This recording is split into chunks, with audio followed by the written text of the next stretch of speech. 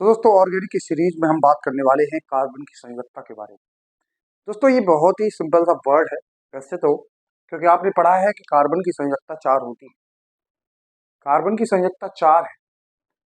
अब आपको ये देखना है कि इस 4 संयोजकता होने का मतलब क्या है। तो दो तरह के क्वेश्चन इसमें हो सकते हैं। एक तो ये कार्बन की संयोजकता 4 क्यों होती है, और एक दूसरी बात कि कार्बन की संयोजकता 4 होने का अर्थ क्या है। 4 संयोजकता का क्या मतलब है, इसके बारे में बात कर रहे हैं कि कार्बन की संयोजकता 4 है तो क्या मतलब है इसका। तो आपने देखा है कि ये कार्बन को देखें तो कार्बन कितने बॉन्ड से जुड़ा हुआ है। ये वाला जो कार्बन है कितने बॉन्ड से जुड़ा हुआ है, तो आप देखेंगे कि ये कार्बन एक बॉन्ड से जुड़ा है। तो दोस्तों कार्बन की संयोजकता 4 होने का मतलब ये है कि वो 4 बॉन्ड के साथ जुड़ा होना चाहिए। दोस्तों कितने बॉन्ड के साथ जुड़ा होना चाहिए? 4 बॉन्ड के साथ। लेकिन अभी ये कितने बॉन्ड के साथ जुड़ा है? एक बॉन्ड के साथ जुड़ा है।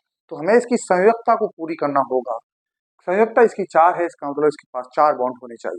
अब 4 बॉन्ड कार्बन तो इस तरीके से शो करता है, या तो चारों सिंगल बॉन्ड होंगे, या एक डबल बॉन्ड होगा, दो सिंगल बॉन्ड होंगे, या तीन ट्रिपल बॉन्ड होगा और एक सिंगल बॉन्ड होगा। तो कार्बन की 4 संयोजकता प्रदर्शित करने के ये 3 तरीके हैं। या तो वो सिंगल बॉन्ड के थ्रू जोड़ेगा चारों बॉन्ड को, या डबल बॉन्ड के थ्रू जोड़ेगा एक को, और दूसरे को भी डबल बॉन्ड के थ्रू जोड़ सकता है। ये भी एक तरीका हो सकता है। और ये कार्बन ट्रिपल बॉन्ड के साथ जुड़ेगा और एक सिंगल बॉन्ड के साथ जुड़ेगा। तो ये तरीके हैं कार्बन के जुड़ने के। तो जब कार्बन की संयोजकता 4 होती है, तो 4 संयोजकता अगर कहीं पूरी नहीं है, जैसे इस संरचना में पूरी नहीं है, तो इसका क्या मतलब समझेंगे हम। तो इसका मतलब समझेंगे कि यहाँ 3 हाइड्रोजन, क्योंकि जब भी हम ऑर्गेनिक केमिस्ट्री की बात करते हैं तो कार्बन प्लस हाइड्रोजन के कंपाउंड की बात करते हैं, यानी कि हाइड्रोकार्बन की बात करते हैं। क्योंकि हाइड्रोकार्बन और उसकी व्युत्पन्नों का अध्ययन करना ही ऑर्गेनिक केमिस्ट्री कहलाता है। तो ये हाइड्रोकार्बन है, इसका मतलब यहाँ जो दिखाई नहीं दे रहा है वो H होगी। तो कितनी H होगी यहाँ पे? 3H। यहाँ पे ये कार्बन कितने बॉन्ड से जुड़ा है? 2 बॉन्ड से जुड़ा है, इसकी संयोजकता 2 होगी। और यहाँ पे CH2, ये भी CH2। इसी तरीके से आप देख पा रहे हैं कि कार्बन की संयोजकता 4 होने का ये मतलब। अगर आप इसको देखना और आगे इसको ज्यादा विजुलाइज करना चाहें तो आप देखते हैं कुछ इस तरह का मॉलिक्यूल होता है। अगर ऐसे कहीं लिखा है तो इसका क्या मतलब होता है? तो इसका मतलब होता है कि ये कॉर्नर कार्बन है। अगर ये कॉर्नर कार्बन है तो यहाँ भी इसकी संयोजकता पूरी कर सकते हैं। इसी तरीके से अगर हम इसको देखें तो इसमें डबल बॉन्ड है, और डबल बॉन्ड है तो यहाँ भी कार्बन है, यहाँ भी कार्बन है, यहाँ भी कार्बन है और यहाँ भी कार्बन है। अब देखो इस कार्बन के कितने बॉन्ड हो गए? तो इस कार्बन के देखो 1 2 3 बॉन्ड हो गए। इस कार्बन से कितने बॉन्ड जुड़े हुए हैं? 3। तो इसका मतलब इसकी संयोजकता पूरी करने के लिए कितने बॉन्ड की आवश्यकता है? 1 की। तो हम यहाँ क्या लगा देंगे? 1 H लगा। मेरे ख्याल से आपको ये समझ में आ रहा होगा कि कार्बन की संयोजकता 4 होने का मतलब 4 बॉन्ड के साथ जुड़ना है। और लास्ट क्लास में हम डिस्कस कर रहे थे कि ये जो फॉर्मूला है वो पूर्ण रूप से सही नहीं। अगर एल्केन का फॉर्मूला अगर हम लिख देते हैं तो ये पूर्ण रूप से सही नहीं, क्योंकि जरा इस कंपाउंड को देखो, इसमें कोई भी डबल बॉन्ड नहीं। तो इसका मतलब ये एल्केन होना चाहिए। और ये अगर ये एल्केन है,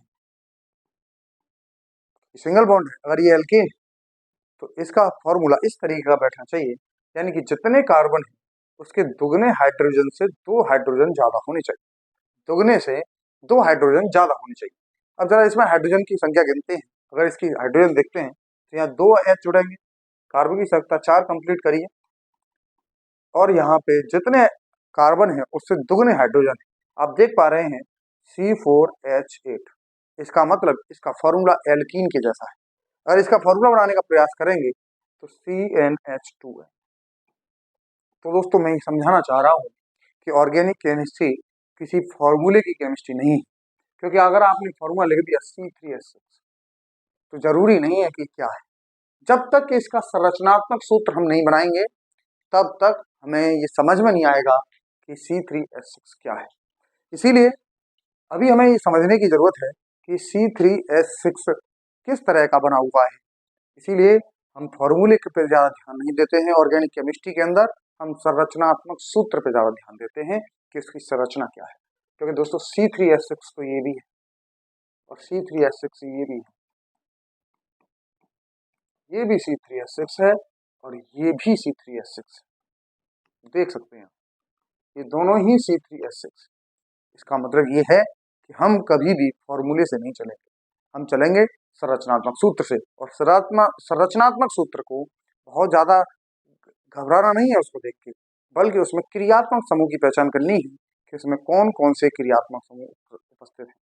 क्योंकि क्रियात्मक समूह सबसे मेन चीज है, क्योंकि जो भी रिएक्शन होनी है, जो भी प्रॉपर्टी उसकी डिसाइड होंगी ऑर्गेनिक केमिस्ट्री के अंदर, वो उसी क्रियात्मक समूह के आधार पर डिसाइड होंगी। इसीलिए सबसे मेन चीज है क्रियात्मक समूह का अध्ययन करना। जैसे अगर हम इन कंपाउंड को देखें तो इन कंपाउंड में कौन से क्रियात्मक समूह हैं, तो हमने बात करी कि जैसे ये OH दिख रहा है तो इसे अल्कोहल कह सकते हैं, लेकिन ये अल्कोहल नहीं है, क्योंकि ये C डबल बॉन्ड O के साथ में जुड़ा हुआ है, तो ये पूरा ग्रुप COOH बन जाता है और ये क्या बन जाता है, कार्बोक्सिलिक अम्ल बन जाता है। मेरा पूरा फोकस पहले और दूसरे लेक्चर में कार्बन के क्रियात्मक समूह के ऊपर है कि क्रियात्मक समूह क्या है, और क्रियात्मक समूह की अगर आपने पहचान कर ली तो आप पूरी ऑर्गेनिक केमिस्ट्री में कभी भी दिक्कत नहीं करेंगे।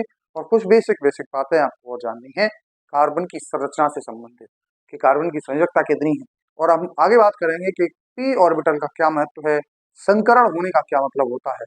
अगर हम हाइब्रिडाइजेशन की बात करें, संकरण की बात करें, तो संकरण का कितना रोल होता है इन संरचनाओं में और रिएक्शंस के अंदर।